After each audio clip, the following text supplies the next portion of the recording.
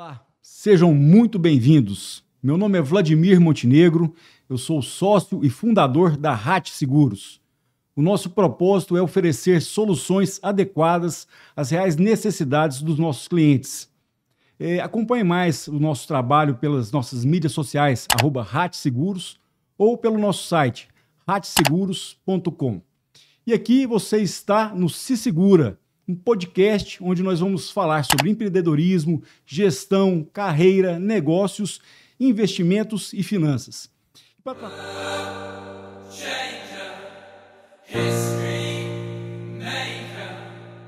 Para tratar sobre esse assunto, nós trouxemos aqui dois especialistas no tema. O Christian Faneco, muito obrigado, e o Rodrigo Silva. Obrigado. Bem-vindos, senhores. Bem-vindo ao nosso podcast. E eu gostaria de passar a palavra para vocês aí, vocês se apresentarem, dizer um pouco mais sobre a carreira de vocês, a jornada de vocês e sobre a empresa de vocês. Fale um pouco mais sobre a Blue Tree, com assessoria de investimentos. É isso mesmo? Olá, Vladimir. Meu nome é Christian Faneco, eu sou sócio da Blue 3 Investimentos, sou economista e amo o mercado financeiro, amo tratar sobre esse assunto. E hoje vai ser um bate-papo bem legal, porque o brasileiro ele não costuma falar sobre isso e a gente introduzir esse assunto é muito importante, né? Muito obrigado pelo convite, Vladimir. Prazer estar aqui com vocês. Eu sou Rodrigo Guerra. Minha história de ter entrado no mercado financeiro é um pouquinho diferente. Minha formação acadêmica é engenharia mecânica. Então, eu sou engenheiro mecânico de formação. Desde a época da faculdade, sempre gostei muito de investimentos, sempre estudei muito isso. E já fazia meus investimentos ali. Passei com um tempo a ajudar alguns familiares e amigos. E quando me ingressei no mercado de trabalho, trabalhei no ramo de aviação durante 2 anos. Depois recebi uma proposta de estar entrando de fato no mercado financeiro como assessor de investimentos. E foi ali que eu enxerguei meu propósito mesmo de estar ajudando as pessoas a conquistarem talvez sua liberdade financeira, ajudar as pessoas a gerir melhor seus recursos. Então, entrei de cabeça nesse mundo, hoje sou um dos sócios na Blue 3 Investimentos e, prazer estar aqui, vamos bater esse papo aí, tenho certeza que vai ser muito bom.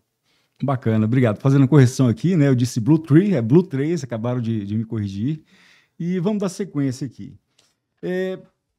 Hoje o nosso foco aqui, a gente falar sobre investimentos para profissionais autônomos e liberais, né?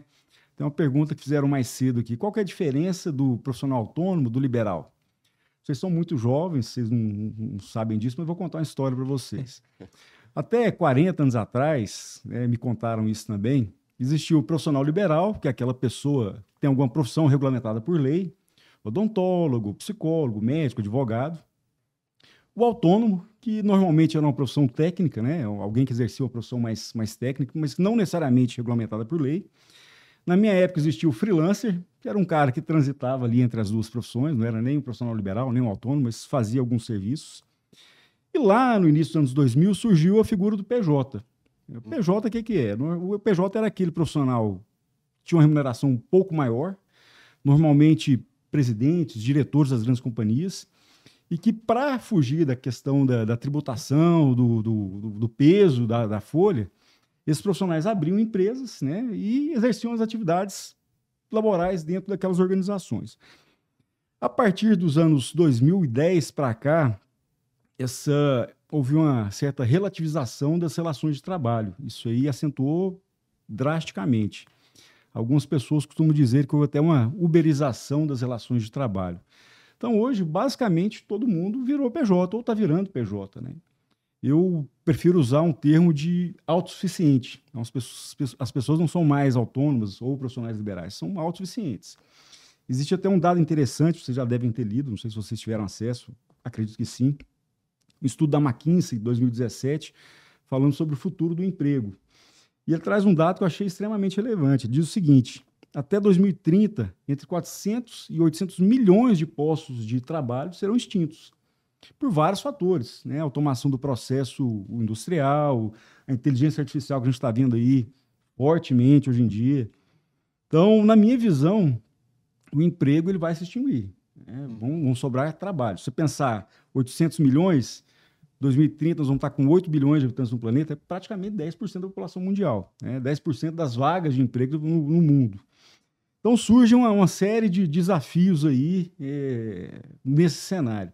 Então, pensando no profissional liberal de hoje, no autônomo de hoje, no autossuficiente de hoje, né? Quando a gente fala de investimentos, quais são os desafios, oportunidades para esse público? Né? O que vocês podem nos trazer aí? Então, Bom, deixa eu começar, Rodrigo. Da hora. Eu vejo um principal problema do autônomo, né? E não só um problema, mas uma preocupação é a questão da suficiência da renda. É a renda todos os meses ali de uma forma estável.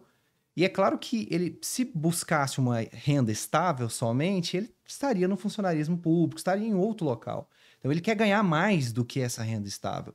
Só que principalmente no início, principalmente o profissional autônomo que está começando, que ainda às vezes não tem tanta experiência, ele está ganhando isso, ele precisa ter uma renda e construir essa renda estável. Então, os primeiros momentos ali podem ser um pouco mais difíceis, mas depois que ele vai construindo essa renda estável, eu vejo que é esse grande problema aí no início, principalmente, né, Rodrigo? O que você falou, eu achei interessante, Vladimir, que pensar que esse tanto de cargos vão ser extintos nesse período, acho que o profissional autônomo ele tem que sempre se pensar em adaptar e melhorar, né? Porque se pensar 30 anos atrás, muitos cargos foram extintos, mas muitos outros novos apareceram. Então, assim, a gente pensar, a minha profissão, a do Christian, aqui no Brasil, há 30 anos atrás, não existia, apesar dela já existir nos Estados Unidos.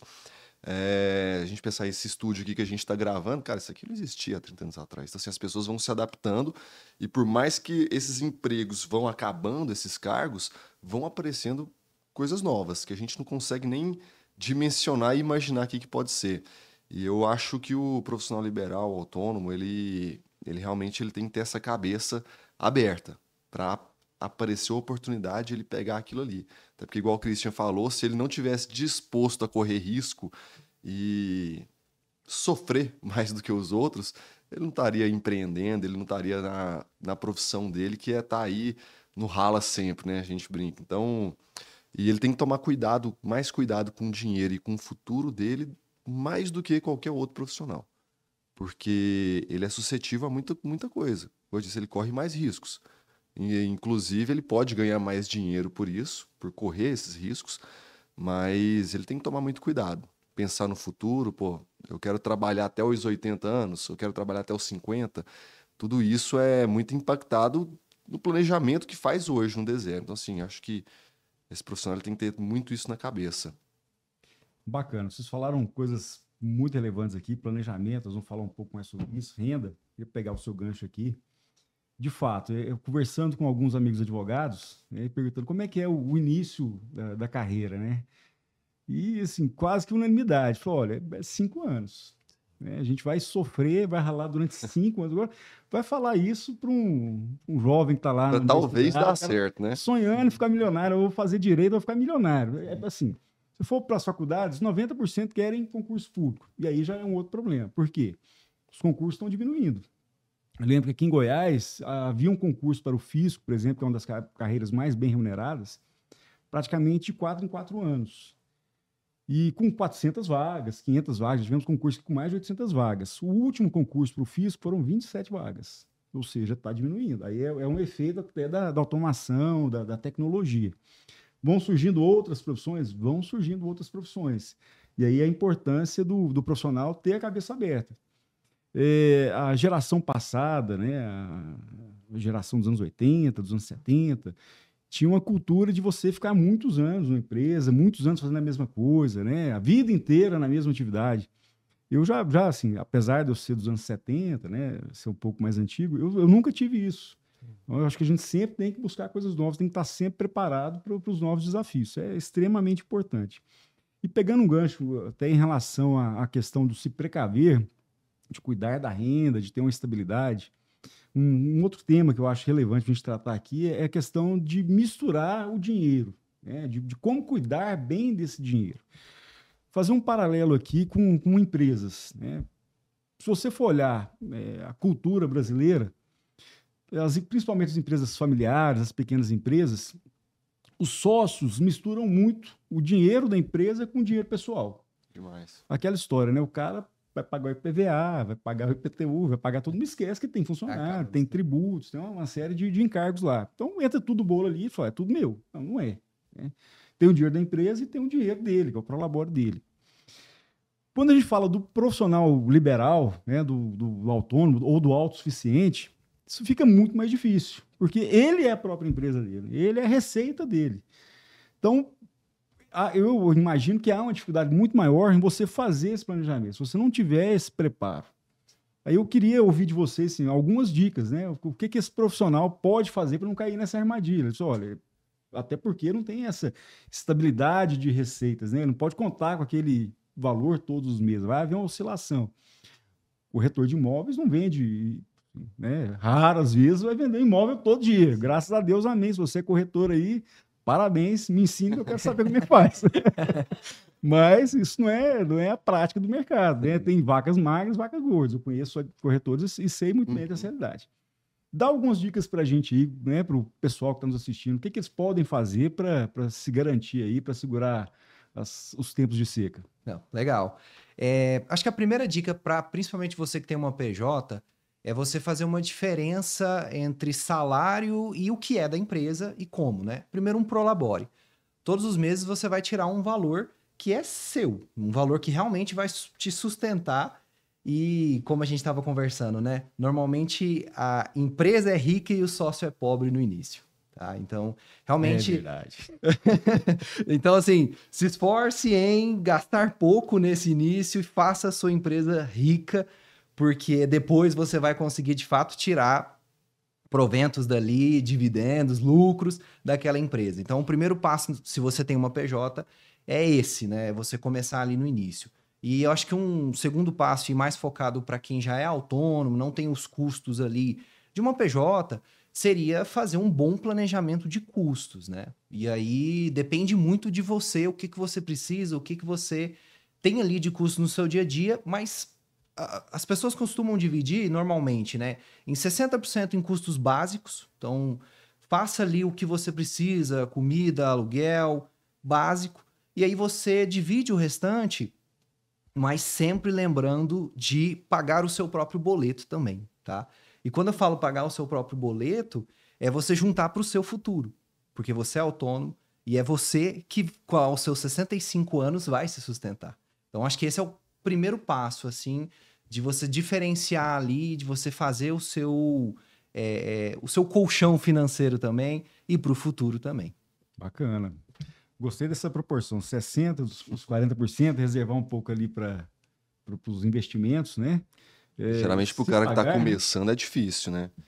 Então, a pessoa começou o negócio ali, tem uma despesa gigantesca, mas a ideia é chegar nesse número.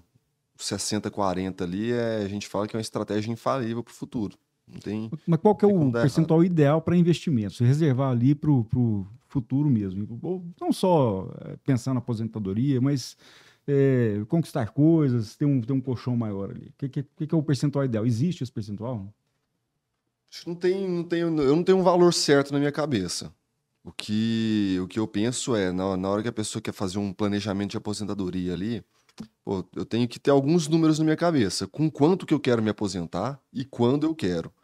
Então, pô, eu quero me aposentar com 60 anos e eu quero ter uma renda de 30 mil reais por mês.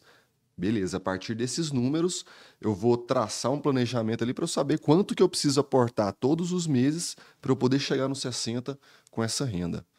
Então, por isso que eu falo que não tem um número mágico ali, também não tem um planejamento certo, não tem o que é errado e o que é certo. A gente está falando de várias pessoas diferentes que vão estar assistindo aqui com objetivos e planos diferentes, né? Então, acho que a ideia é pensar no futuro para trazer o que eu preciso fazer no presente para chegar lá tranquilo e bem. Vocês utilizam planilhas, algum softwarezinho? Como é que é? Qualquer dica aí. Eu já fiz 300 mil planilhas financeiras aí. O Excel e HP 12C. Funciona ou não funciona? Funciona. Sim, em que sentido de não funcionar? Porque a planilha ela vai entregar um número ali que a gente precisa. Aí para falar se vai funcionar ou não o planejamento, depende da pessoa executar, né? Fato. Então, executando, outra premissa que a gente tem que colocar também é o quanto que eu estou disposto de correr risco com meus investimentos, né? Porque são eles que vão me levar para lá. Então, poxa, eu sou um investidor mais conservador, na hora de eu fazer a minha conta, eu preciso colocar uma taxa de retorno ali mais conservadora. Sou um investidor mais agressivo, eu posso colocar uma taxa um pouco mais agressiva, mas também sem extrapolar, né? Não é 2% ao dia que a gente vai ganhar, a gente não está na pirâmide aqui. Então, através de valores reais ali, a gente buscar entender o que eu preciso fazer hoje. Você utiliza alguma planilha lá, algum softwarezinho? Sim. A gente utiliza... tentar prever o futuro é muito difícil, né, Vladimir? Mas a gente tenta buscar o quanto você, no mínimo, tem que poupar. Assim. A gente tenta fazer um planejamento financeiro que não é perfeito, né? Então, a gente busca o mínimo que você deve poupar para você chegar no seu objetivo. E a cada 2 anos, a cada um período ali determinado, você vai uma refazer. Bússola, né? É uma bússola, exatamente. É um norte. A ideia é ser isso. Eu chego exatamente como isso, né? Porque quando você enxerga, né, você pode projetar. Eu vejo muitas pessoas que têm problemas financeiros e tal, mas assim, você vai perguntar, vem cá, você tem uma planilha básica lá do que você gasta? Não tem. Eu sei da fatura do meu cartão de crédito, quanto eu pago de condomínio, de aluguel, e se o resto eu não sei. Você não começa a enxergar primeiro. Eu acho que a função dessas planilhas, desses aplicativos, é justamente isso, né? Nós tem muita coisa onde boa. ela está. Né? Tem muito aplicativo bom assim que você consegue gerir seus custos básicos ali. Eu tenho um que eu uso. Todo dia, tudo que eu gasto eu vou lá e anoto nele. No fim do mês eu consigo ver certinho ali, pô, gastei tanto em restaurante, gastei tanto com presente, gastei tanto aqui com hobby. Então assim, você consegue enxergar certinho ali e na hora que aperta, você vê, olha, é daqui que eu consigo cortar mais para ficar mais aliviado. Então assim, e também consigo definir certinho ali, me ajuda muito a ver quanto que eu consigo aportar todos os meses para o Rodrigo do futuro. Isso é importante. Você falou de saber quanto eu gasto com restaurante, essas coisas todas. Eu tenho um amigo meu que a gente costuma brincar com ele. O cara gasta tanto com lanchonete. Você virou sócio da lanchonete. Todo dia o cara vai lá. Gerente. Isso não é possível um negócio desse. Falar um pouquinho de futuro, né? Existe essa ideia, um senso comum, né, que o brasileiro ele não tem o hábito de planejar, de pensar no futuro. E aí eu vou puxar um pouco a sardinha para o meu lado aí, falar um pouco sobre seguros, né? Então, a gente ouve muito o pessoal falar, seguro para quê, né? Eu vou deixar para os outros, né? Eu vou deixar para minha esposa, meus filhos que se viram, não tem nada a ver com isso.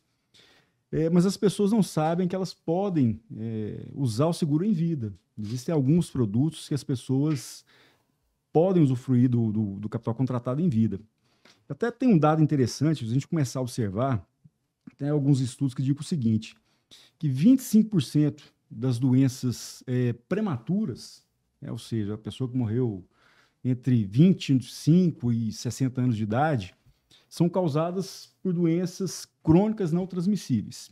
Aí vamos falar de cardiopatias importantes, vamos falar de doenças renais, falar de diabetes, falar de câncer. E se a gente pensar bem, assim, a probabilidade de qualquer um de nós ter uma doença dessa é muito factível, né? Tá aí. Se você pegar o jornal todos os dias, a gente, esses dias, salvo engano, uma influencer com 30 anos de idade faleceu com uma cardiopatia, jovem. Cada vez mais. E Marcinho também, aí, ó, 45 anos. Aí, Exatamente. O que eu tenho me assustado mais é o AVC. A gente via com pessoas de mais idade, hoje em dia, jovens tendo AVC. Diversos fatores, né? O estilo de vida que a gente tem hoje, enfim. Quando a gente fala assim, não, morreu, beleza, acabou o problema, mas quando a pessoa não morre. Sim. Ela tem uma cardiopatia dessa aí, ou tem uma doença renal crônica, grave, precisa de uma hemodiálise, e vai conviver com essa doença durante algum tempo. E aí, a pessoa está lá investindo, ela fez um aporte lá, pensou no futuro, mas ela não pensou nesse momento. Ela vai ter que tirar o dinheiro dela para desfazer do patrimônio dela para poder custear um tratamento, ou desfazer dos investimentos dela para poder pagar um medicamento, internação. Aí, só para citar 4 produtos aqui que são úteis nesse caso, né? Talvez vocês já conheçam. O primeiro deles é o doenças graves, que é justamente isso. Se a pessoa for diagnosticada com alguma doença grave, ela recebe antecipadamente parte daquele valor. né? Você tem um capital lá de 100 mil, de 1 milhão, ela vai receber 25, 30, 20%, dependendo do que for contratado. É necessário, porque o custo é gigante, né? Excelente. Imagina, se caso de câncer, por exemplo, né? A pessoa tem lá, ou tem um plano de saúde, não tem problema, mas esse recurso ele é muito importante, né? Vai te ajudar bastante ali, pra você atravessar esse momento crítico. Tem o diário de incapacidade temporária, não sei se vocês conhecem. Esse funciona na mesma lógica do que seria o seguro-desemprego, só que é para o profissional liberal, para o autônomo. Então, se você, por algum motivo, por exemplo, a gente vê muito pessoal pedalando hoje em dia, né? O pessoal vai fazer trilhas e tal, ou joga bola, ou anda de moto, vai lá e machuca. Aí você pensa um odontólogo lá que machuca as mãos, não pode trabalhar. Né? Um advogado, como é que ele vai peticionar ali? Pedir alguém para escrever para ele, beleza, mas o odontólogo não pode. Né? Sei lá, um médico, de repente, né? algum cirurgião, acidente, né? um cirurgião.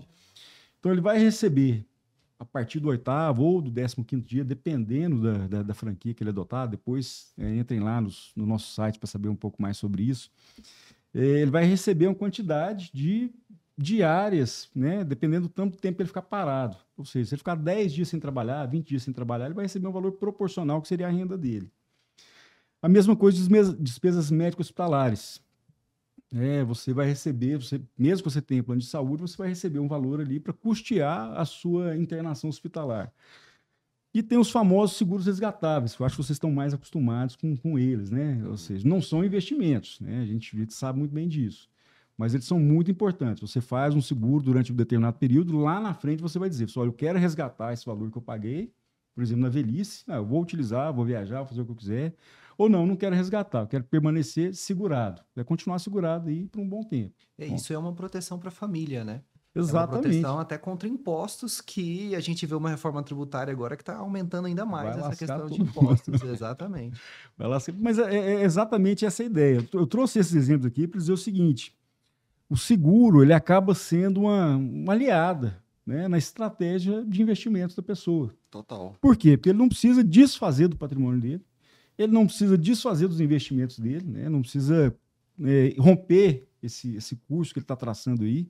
Porque a gente espera o seguinte, que a pessoa faça o tratamento, né? Ou que ela tenha uma vida, no mínimo, mais digna, né? Então, o seguro ele ajuda nisso, né? A pessoa ela continua o curso da vida dela sem ter que desfazer do patrimônio e continuar a sua vida com seus familiares. E quando o seguro é tão importante que quando a gente vai montar um planejamento financeiro para a pessoa física, eu costumo, para todo mundo, eu falo que é um tripé, que não tem como você correr dele. Primeira coisa é você traçar um planejamento de aposentadoria. Igual eu disse antes, você saber quanto que eu preciso juntar e em quanto tempo para eu conseguir ter minha renda que eu determinei lá na frente. O segundo ponto é a gestão de risco, que são os seguros, as proteções, porque, se alguma coisa acontece comigo nesse meio tempo, eu hoje tenho 30 anos, quero aposentar com 60, por exemplo. Se alguma coisa acontece comigo nesse meio tempo, eu não juntei o dinheiro que eu preciso para poder me aposentar. Então, eu preciso de alguém para assumir esse risco meu, para me jogar no meu ponto de equilíbrio, que é esse patrimônio que vai me permitir viver com renda, ou então suprir, se acontecer um acidente, suprir meus custos de vida. E só o terceiro ponto é os investimentos, que é a pessoa entender ali os investimentos, ele vai entrar na parte da renda da pessoa que sobra, entre aspas, né? Mas beleza, fez o planejamento de aposentadoria, gestão de risco, isso tudo tem que entrar na renda comprometida ali todos os meses.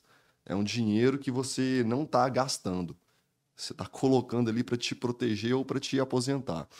E aí o que sobra você faz para os investimentos aí, da maneira com que você achar que tem que ser feito. Mas é muito importante seguir esse tripé e nessa ordem. O seguro ele é peça fundamental nisso. Eu gostei demais desse tripé. Confesso que ainda não tinha visto dessa forma. É muito interessante. E falar de estratégias, quais são as estratégias que essas pessoas podem atuar? Quais são os investimentos, né, que a gente pode indicar aí para os profissionais autônomos, os liberais? O que você sugere aí para a gente? O que você pode sugerir? Esse é um tema que é muito personalizável, assim, né? Mas pelo início, a pessoa ela tem que começar com essa parte de investimentos com um colchão financeiro que vai ser uma reserva de emergência para ela. Esse é o primeiro passo e esse é o que mais as pessoas às vezes não fazem, sabe? As pessoas compram um carro, não faz esse colchão financeiro. E o que que é, né? O que que é esse número? É de 6 a 12 meses dos seus custos mensais. E quando a gente fala de profissional autônomo, é bom que seja até 12 meses de fato, porque a gente precisa se preparar para momentos como a pandemia. Quem imaginaria o que ia acontecer ali para frente, né, naquele momento? Então, você ter um colchão de 12 meses ali vai te dar um conforto. E só a partir desse momento dos 12 meses que você guardou, aí sim você começa a buscar um pouco de risco, aí sim você já vai para investimentos que vão trazer uma eficiência, uma rentabilidade muito superior para você. Essa seria uma dica que eu daria para o corretor de imóveis, por exemplo, que ganha sua renda ali em períodos dispersos, né? Então, ele ter esse colchão financeiro. E aí vem as 3 coisas que o Rodrigo falou, né? Que é o colchão financeiro, os investimentos da pessoa e ter essa proteção, por exemplo, de seguros. Assim, é extremamente importante esse tripé. Engraçado, você falou da pandemia aí, né? Ninguém imaginava um negócio desse. Acho que não passou assim, só filme de Hollywood, ficção científica, né? Isso foi na cabeça dos roteiristas lá. Mas pegou todo mundo de surpresa. E o que a gente viu foi justamente as pessoas sem ter para onde recorrer. Dependendo de governo, de auxílio de governo, de R$600, R$400, com aquela briga durante um tempo lá. E pessoas que tinham um padrão de vida e da noite para o dia tiveram que comer sua renda. Né? Assim, pensar, isso vai acontecer de novo? Não sei. Ninguém sabe. Né? Ninguém sabe. Eu não Mas posso crise gravar, vai. né? Então, interessante. Aí é um outro aspecto, né?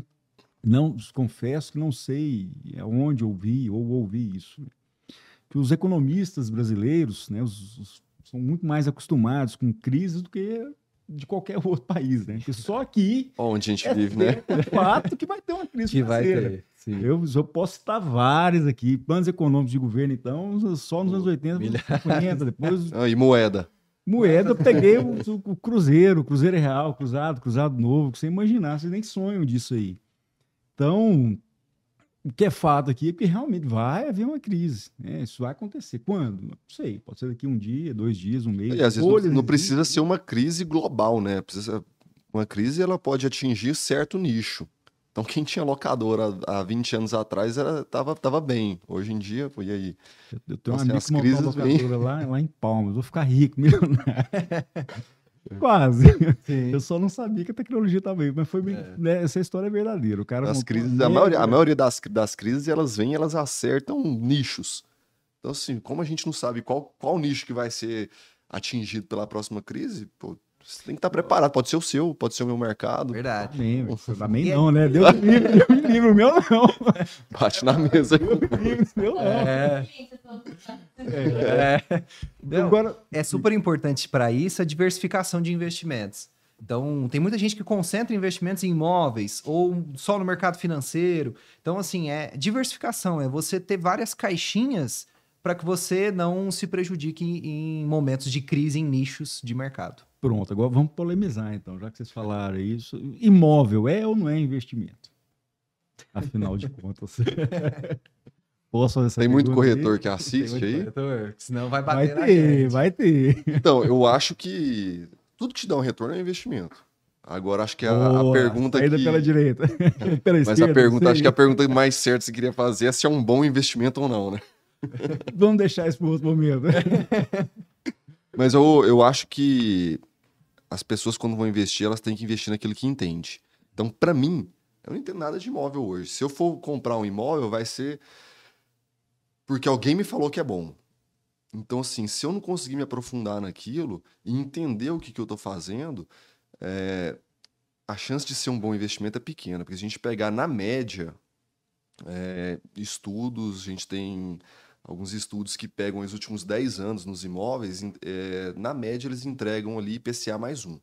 Eu considero um investimento ruim com uma baixa taxa de retorno, dado o risco que eu assumo, o percentual de capital alocado que eu tenho ali, porque geralmente, se o cara tem R$1 milhão e ele tem um apartamento de 300 mil, a gente está falando de 30% do capital dele alocado em um único risco. Então, aquilo ali, e a falta de liquidez, né? Porque se eu quero vender um imóvel hoje, um apartamento, e eu abro a boca para vender hoje, ou eu abaixo muito o preço, para muito abaixo do que eu acho que ele vale, para poder vender e sair logo, ou vou ter que ficar esperando um tempo. E cada mês que eu espero, é dinheiro que eu estou deixando de ganhar. Então, dado todos esses riscos, eu acredito que esse IPCA mais um é pouco. Sei que deve ter um monte de corretor falando que eu estou falando besteira aqui, porque todo mundo acha que vende acima da média. Sim. Que meus imóveis valorizam mais do que os dos outros e tudo mais. Só que aí eu não sei, porque a média é a média, né? Então, assim, se todo mundo vende acima da média... Esse é um tema muito complicado, porque tem muita gente que foca em comprar imóveis na planta, por exemplo, e nesse primeiro momento é fácil você comprar, porque você não precisa pagar naquele primeiro momento. Você dá uma entrada e vai pagando aos poucos quando entregar, que você vai ver o que você faz. Se entregar, né? Tem esse risco também, se envolve nisso, mas... Isso não existe mais não. É um tema que a gente sempre pensa em diversificação. Tem muita gente que foca muito só em imóveis. E a gente vê um novo plano diretor em Goiânia, por exemplo, que está sendo construído cada apartamento em cada esquina. Então, será que isso daqui 1 ano, 2 anos, vai realmente ter toda essa demanda para apartamento? É uma dúvida. Então, é importante diversificação, é importante ter imóveis. Muita gente fala assim, eu vou sempre viver de renda. Mas o imóvel que você mora, por exemplo, é importante ser seu. Minha opinião, né? Porque você faz aquilo que você quer no imóvel, você tem liberdade. Agora, um imóvel para investir somente, gerar aluguel a partir daquele imóvel, o mercado financeiro ele consegue te entregar algum retorno superior, isento de imposto de renda. Mas é claro que vai exigir também um estudo da sua parte para você entender um pouco mais sobre fundos imobiliários, sobre ações, sobre renda fixa. Para que você tenha essa diversificação de investimentos. Bom, também não é minha praia, não é minha área, mas estamos falando do assunto, né? Acho que depende, você falou um negócio importante que você também. A primeira é a questão do perfil, né? do objetivo da pessoa. Qual que é o objetivo dela? Se é para fazer dinheiro com imóveis, depende do principal, que é a informação.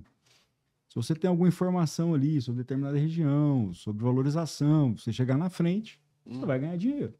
Você vai fugir da média, né? A gente está vendo isso muito aqui em Goiânia, por exemplo. Vai ter demanda para todo mundo? Não, mas eu estou vendo assim, algumas regiões estão valorizando muito.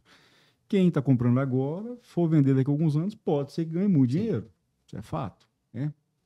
Agora, se ficar segurando esse imóvel durante muito tempo também, vai perder o dinheiro. Ou vai e é o risco, né? Você tem que ver qual que é o prêmio que você está ganhando em cima desse risco.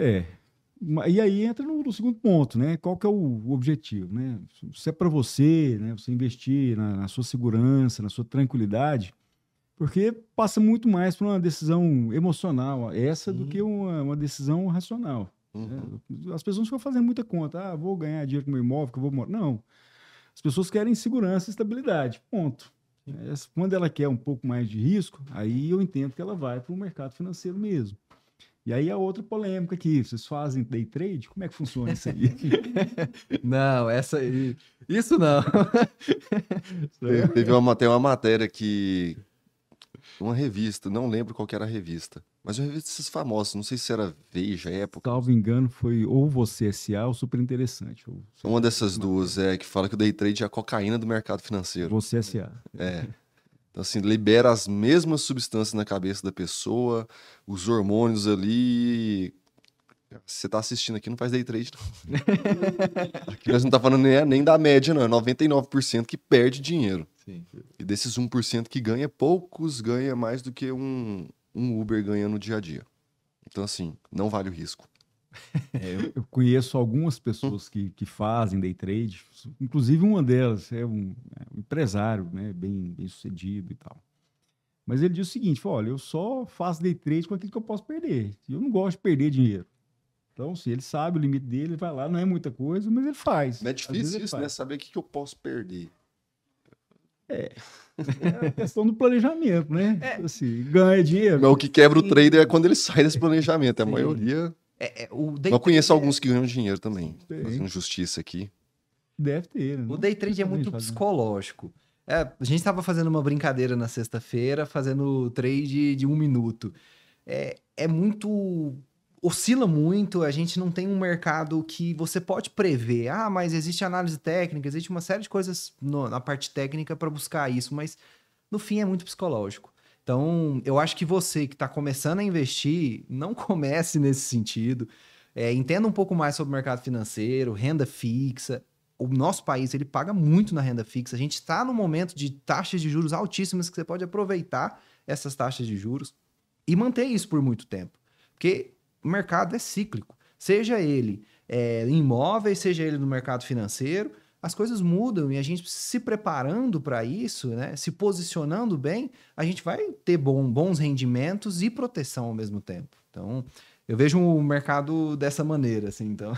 E o day trade, ele demanda tempo também, pro cara que ganha e pro cara que perde dinheiro. O cara que perde gasta muito tempo e o que ganha também. Então, não dá pro cara achar que ele vai ter uma profissão e fazer day trade e ter sucesso nisso aí. Os pouquíssimos casos que eu conheço que têm sucesso, os pouquíssimos, leva aquilo como uma profissão. E eles ganham muito dinheiro vendendo curso também. Então, não sei nem de onde que vem a maior fonte. Isso bacana aí, gente. Mas, assim, eu enxergo assim também. As pessoas têm muita pressa hoje em dia, né? As pessoas confundem velocidade com pressa. Claro que todo mundo quer empreender, todo mundo quer ser bem-sucedido, todo mundo quer ganhar dinheiro, isso é válido, é justo, é lícito, é honesto, né? Não tem nada de errado nisso, pelo contrário, né? A gente tem uma cultura de glamorizar a pobreza que não entra na minha cabeça isso. A gente tem que acabar com isso. O empresário é vilão aqui no Brasil, né? Vamos falar muito sobre isso, inclusive. Eu escrevi um artigo sobre isso, inclusive, foi publicado num jornal daqui de Goiânia, falando exatamente sobre isso, né? Essas pessoas enxergam o empresário como bandido. O empresário, o empregador... Eu já escutei do amigo meu o seguinte, falou, só ganha dinheiro quem é bandido. Eu falei, então espera aí. Então quer dizer que você está condenando, né? Você está se condenando seu filho a ser mais ou menos. Que só pode roubar, né? Conheço ainda do seu filho, então o seu filho está condenado, é isso mesmo. Você está dizendo isso. Mas é a cabeça das pessoas, né? As pessoas acham, né, por causa, vamos lá, de Santo Agostinho, vamos voltar lá atrás, enfim, uma série de questões aí que não vale nem a pena aprofundar. Mas as pessoas confundem pressa com velocidade. Aí o tal do day trade entra nessa da pressa, né? Eu vou ficar rico da noite por dia. Por quê? Eu vou investir 10 mil aqui, 5 mil que seja, vou triplicar, aí depois eu pego esse, triplico, mas esquece isso, né? É emocional. Acrescento uma outra coisa, as pirâmides de criptomoeda. Tem pirâmide, não? Não. Não sabia, não. Será? Não. Então, assim, as pessoas querem ganhar 2%, 5% ao mês.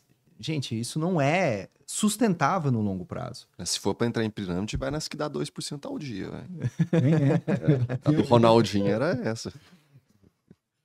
E é engraçado isso, a questão de pirâmide, é o seguinte, é cíclico, né? A gente tem uma vocação a acreditar nessas coisas. Eu lembro da época do Avestruz Masters, quem não lembra disso aqui em Goiânia, seu amigo meu, né, com um monte de gente, eu tô ganhando dinheiro, tô ficando rico. Bacana, cara, beleza. No dia que era o mesmo avestruz para 50 pessoas lá, era inviável aquele negócio.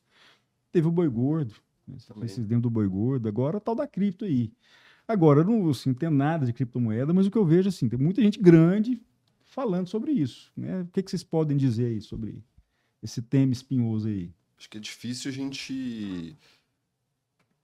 Não dá para misturar o ativo que é usado na pirâmide com falar que aquele ativo é bom ou ruim.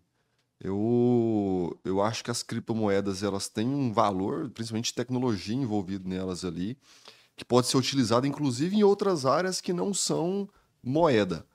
Mas foi um lugar ali que as pessoas olharam e viram uma grande oportunidade de dar golpe nos outros. Então, quando a gente fala da própria Avestruz Master, o problema não é a avestruz. O problema é o pessoal que usou a avestruz para dar golpe nos outros. Então, as criptomoedas é um tipo de... hoje, investimento que se a pessoa faz com consciência é para o futuro. A gente não sabe até onde que vai, qual que vai ser a criptomoeda que vai ser a vencedora daqui a 30 anos. Vai ser o Bitcoin, Ethereum, alguma coisa assim.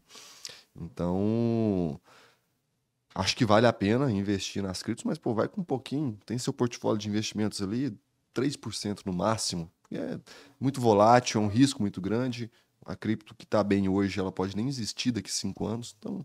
Como é que escolhe essa cripto aí? As criptos, elas nasceram em 2008, por aí. Principalmente com o Bitcoin na época. E hoje já se provou como a tecnologia de criptomoeda é muito bom e é o futuro. Mas, ao mesmo tempo, e aí você vê, por exemplo, o Banco Central lançando o próprio real em ativo de cripto, né? Então, a gente vê que é um mercado que vai crescer muito e como escolher a certa, não existe essa resposta que vai estar para daqui 30 anos, né? Mas o certo é você fazer essa diversificação de investimentos, no máximo 3%. Acho que é um número interessante. E se a pessoa quer conhecer mais, quer ir mais a fundo, é outro tema a ser estudado muito mesmo. Viu? Se quer comprar cripto, tenta ir nessas que já estão mais consolidadas no mercado. Acho que dificilmente vai aparecer uma que vai desbancar elas. Porque dentro das criptos tem muita moeda que é mentirosa também. Não vai mesmo. E utiliza também plataformas conhecidas e plataformas que realmente já são conhecidas no país, são regulamentadas, porque muita gente compra cripto, mas compra dentro de um mercado que não é daqui, enfim. Então, assim, realmente está fadada ao fracasso se você não for pelo caminho certo ali, né? Bom, fica claro para a gente aqui nessa conversa que o conhecimento é essencial, né? Tudo que você for fazer, vai investir. Então você tem que entender primeiro o seu perfil, né? Eu acho que é o ponto básico. Você, principalmente para o profissional liberal, para o autônomo, né? Qual que é o seu perfil? Você é um cara mais arrojado? Você é um cara mais conservador? Um cara meio termo ali? Qual que é a sua expectativa? Qual que é o seu objetivo de vida? Quando você quer projetar para o seu futuro? Acho que essa é a segunda pergunta, né? E o terceiro é justamente o que nós estamos falando aqui, é o conhecer, né? Buscar conhecimento, buscar profissionais capacitados como vocês, que entendem do assunto, que vivem disso. Porque o que a gente vê aí é muito vendedor de milagre, né? Os falsos profetas, né? E o brasileiro gosta disso. Eu costumo dizer o seguinte, é igual a história do pedreiro que vai lá, do assistente de pedreiro, na verdade, um servente, né? O cara começa uma obra uma semana, ele sai da obra ali, eu já sou mestre de obras. Não, ele é servente ainda, nem sabe, começa a vender aquilo ali e vai oferecer um serviço ruim. Sim. E a gente vê isso em todas as áreas. Não é porque o cara está começando que ele não entende. Às vezes tem pessoas que estão no início da carreira que são gênios, são craques, né? Mas a gente precisa ter muito cuidado com quem a gente investe, com quem a gente lida, com quem a gente se relaciona. Eu acho que a questão da confiabilidade, da credibilidade em qualquer segmento, ela é essencial. Por isso que vocês falaram aqui, né? Vai pelas criptos se for investir naquelas mais conhecidas, nas mais consolidadas. E esse conselho acho que vale para tudo, né? Acho que vale para procurar o profissional de investimento, para procurar a corretora de seguros, procurar o odontólogo, o corretor de imóveis. Então, acho que é uma dica valiosa aí. Estamos chegando aqui ao final desse primeiro episódio. Queria só fazer um breve resumo aqui. Nós falamos rapidamente dos desafios dos profissionais autônomos, né? Os profissionais liberais aí diante das novas tecnologias, das mudanças de mercado. A importância da gestão financeira para a gestão de carreiras, das estratégias de investimento, falando um pouco sobre isso aqui, a importância do seguro de vida como um apoio a essa gestão financeira e as estratégias de investimento, falamos aqui sobre diversificação e queria passar a palavra para os senhores aí, já agradecendo a participação de vocês, a vinda de vocês aqui, passar a palavra para vocês fazerem um resumo, merchan, né? Aí também, também, né? Fique à vontade. Bom, eu queria fazer um resumo que engloba tudo que a gente conversou aqui, que é falar, primeiro, cuide dos seus custos, né? Então, observa seus custos, vê o que você consegue cortar, e não é simplesmente cortar o cafezinho que vai fazer a diferença, mas você até ganhar mais, você cuidar da sua renda, seus custos, é o primeiro passo. E aí vem o tripé, né? Que é você conversar sobre planejamento de aposentadoria, ainda mais para você autônomo, que precisa ter essa renda no futuro, precisa ter essa tranquilidade, diminuir o ritmo de trabalho, que eu sei que todo mundo trabalha muito, né? Então, vem aí o terceiro passo também, né? Que é falar um pouco sobre gestão de riscos. Então, cuide dessa parte de planejamento de seguros como um todo, é super importante isso.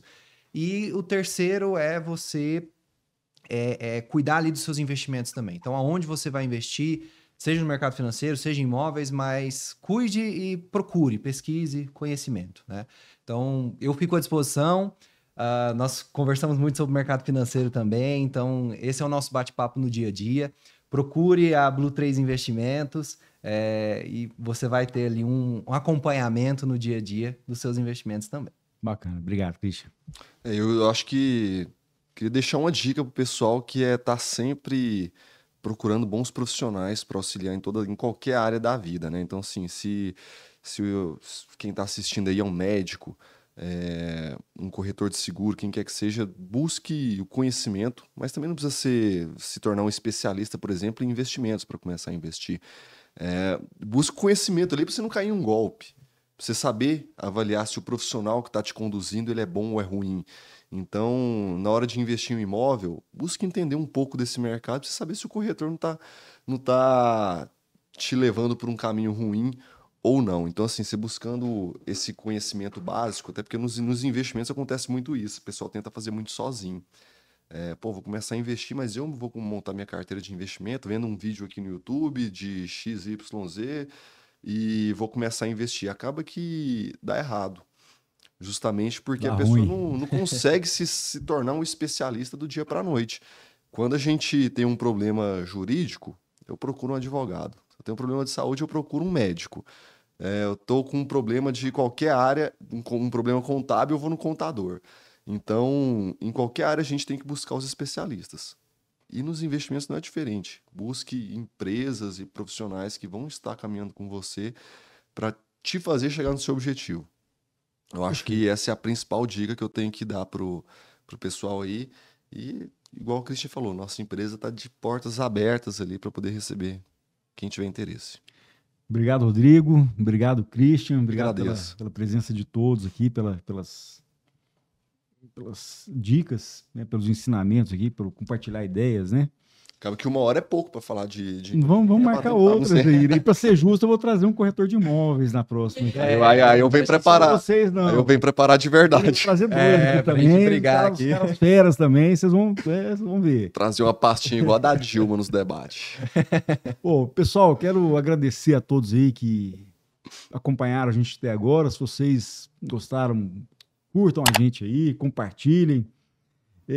Deixem seus comentários, suas dúvidas. E nós vamos responder todos vocês lá no nosso Instagram, @RatSeguros. E nos vemos na próxima aí. Muito obrigado, até lá. Valeu, gente. Obrigado. Valeu.